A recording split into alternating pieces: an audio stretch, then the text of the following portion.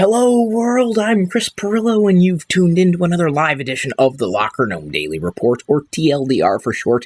It's your daily dose of not just the news, but pretty much anything Chris Pirillo that you might be able to use.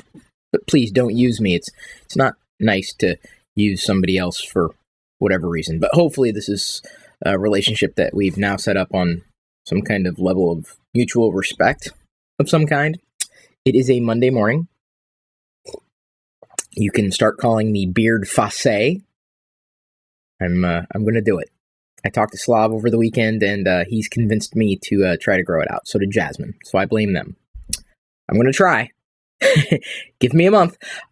So the topic of today's conversation, before I dive into answering techie and geek questions, and before I talk about today's tech news and geek news, and before I show you today's Pirillo picks, the topic is the three types of people who don't like The Force Awakens. And now having experienced it, wow, it's one hell of a way to say the word experienced.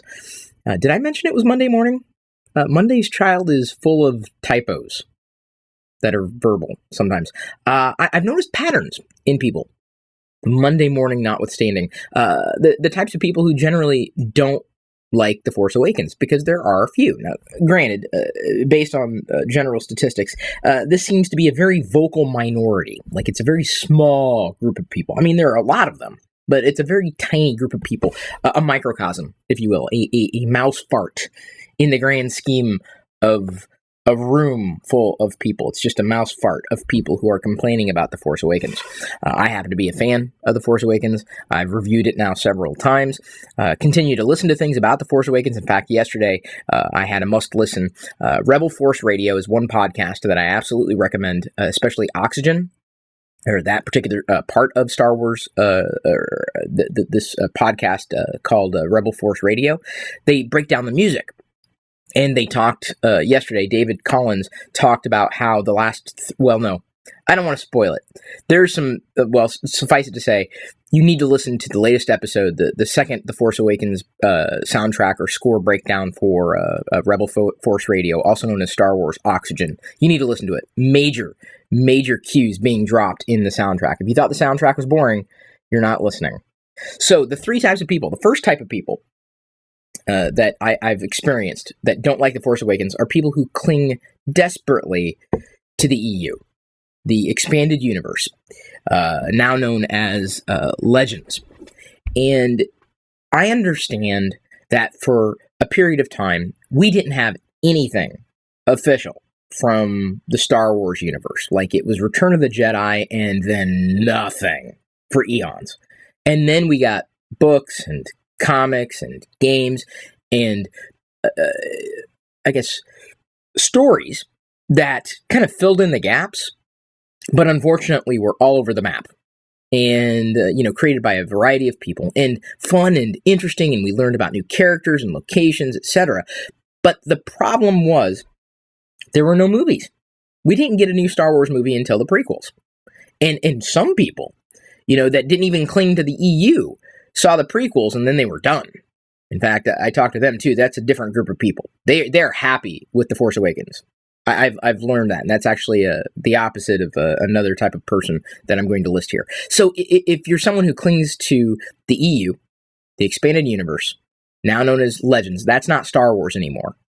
They're stories. They're simply just, they could have happened. They might have happened, but they're not what they call canon. And it seems that the people who are screaming about The Force Awakens believe that EU is canon. It is not. It is not canon, despite how many times they may scream this. It's not canon. The Force Awakens is canon. EU, not canon. That's the first type of person. The second type of person loved the prequels. There are people out there who love, adore the prequels. I'm not one of them. I have watched the prequel several times. I appreciate it differently. Now that I've subscribed to the Star Wars ring theory, I can understand the value of the prequels. I take it as a whole, the universe as a whole. I accommodate the prequels differently in my head, but the prequels are canon. But the people who seem to have loved the prequels don't like The Force Awakens. Not enough government?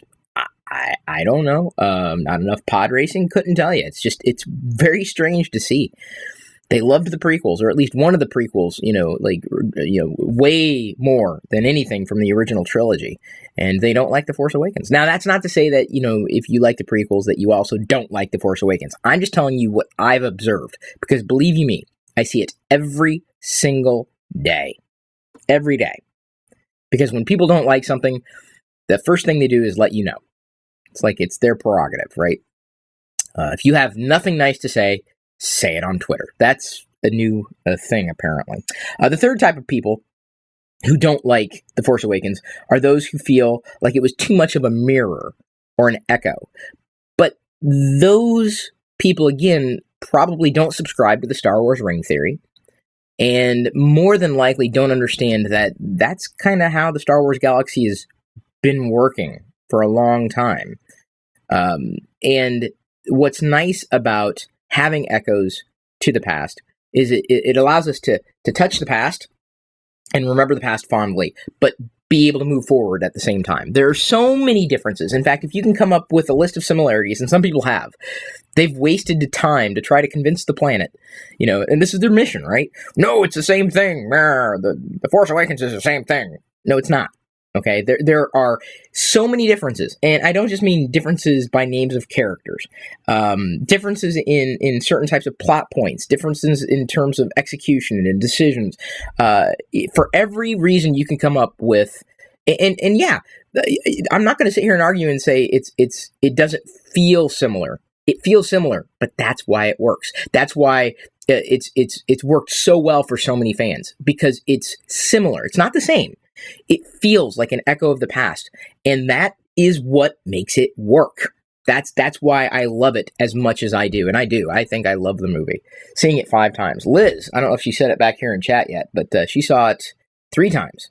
The 3rd time was yesterday. I was kind of surprised. I was like, really, Liz? She's not even a Star Wars fan, and she's seen it 3 times. Well, okay, maybe she is a Star Wars fan now. Maybe we're converting her. There's actually a 4th person that, I put this down as a type of person, but it's a little flippant, but it's true. You can count this as a person or not. Some people don't like anything. Like, they hate everything. Or they can find fault in something. Like, they can't like it. They just can't. Like, I can sit there and go, oh yeah, I like this, but I don't like that, and I can see it from both sides, but some people will just hate everything if they notice one thing that's not perfect. And it's not to say that they're a perfectionist, it's just that they hate everything. Some people hate everything. Like, these are the type of people you see in their timeline. Like, Twitter is very telling, and what people tweet is very telling. You'll notice a pattern, right? And, they complain about this. Well, if they complain about this, they've probably complained about other things. And hey, yeah, I'm human. Yeah, there's some things that I have issue with, absolutely, and I use my Twitter feed to share my thoughts. But some people hate everything, no matter what. Like, you couldn't win. These are the type of people like, I didn't like this because it was to this. I didn't like that because it was to this. And they're never going to like anything. And honestly, you kind of got to learn to put those people behind you.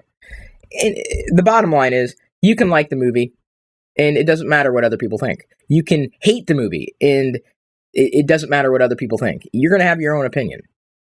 Doesn't mean you're right or wrong in the grand scheme of things. It just means you have an opinion. That's great. Knock yourself out. But, some people just aren't looking to be convinced that The Force Awakens was anything but what it needed to be. It was stellar. Interstellar. Intergalactic. You like that? Okay.